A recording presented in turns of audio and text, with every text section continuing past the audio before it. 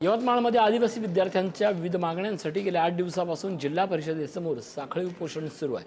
14 ऑगस्टचा शासन निर्णय रद्द करावा, आदिवासी विकास विभागातील 12,500 रिक्त पदं भरावीत आणि पैसा क्षेत्रातील भरती करावी अशी विद्यार्थ्यांची मागणी आहे। गडचिरोली आश्रमशाळेतील 3 मुलींच्या मृत्यू प्रकरणी कठोर कारवाईसह आश्रमशाळा आणि वसतिगृहांमध्ये चांगल्या सुविधा देण्याची मागणीही विद्यार्थ्यांनी केली आहे।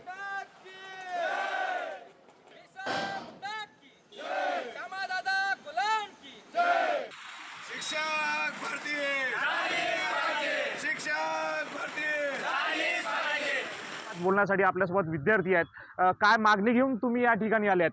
जिल्हा परिषद कार्यालय यवतमाळ इथे संपूर्ण यवतमाळ जिल्ह्यातील शहरातलेच विद्यार्थी नाही तर इथं आज 16 तालुक्यातील विद्यार्थी बसलेले आहे। हे बेरोजगार विद्यार्थी व विद्यार्थिनी आहे। इथं कुठल्याही प्रकारचा दबाव गट निर्माण न करता स्वतःच्या हक्कासाठी व स्वतःच्या मागण्यासाठी इथं संपूर्ण यवतमाळ जिल्ह्यातले 16 तालुक्यातले बेरोजगार आदिवासी विद्यार्थी बसलेले आहे। हरामखोर सत्तेत बसणाऱ्या सरकारांना इच्छा आमच्या आदिवासीच्या अत्याचाराच्या आवाज न उठवणाऱ्या गुलामांना आमच्या आदिवासी विद्यार्थ्यांना हा इथून संदेश आहे की आता आदिवासी विद्यार्थी जागृत झालेला आहे।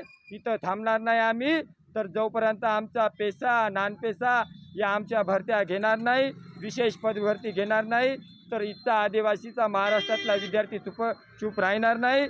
इथं यवतमाळ शहरात नाही तर याच्या समोर संपूर्ण महाराष्ट्रातला आदिवासी विद्यार्थी हा रस्त्यावर उतरेल आणि इच्छा सत्तेधारी पक्षाला व आमच्या आदिवासी विकास मंत्र्याला आमच्या जागा घेतल्याशिवाय राहणार नाही। आणि आमच्या काही जागा ज्या आहे हे आम्हाला कुठल्याही प्रकारे आश्वासन व चॉकलेट नको तर आम्हाला लेखी स्वरूपाच्या आणि परिपत्रक काढून द्याव्या, अन्यथा हा एल्गार या बिरसा मुंडाचा एल्गार आणि आदिवासी विद्यार्थ्याच्या मागण्याचा एल्गार संपूर्ण महाराष्ट्रामध्ये उठवल्याशिवाय राहणार नाही। तीव्र आंदोलन करू असा विद्यार्थ्यांनी इशारा दिला आहे। दीपक शास्त्री, पुढारी न्यूज, यवतमाळ।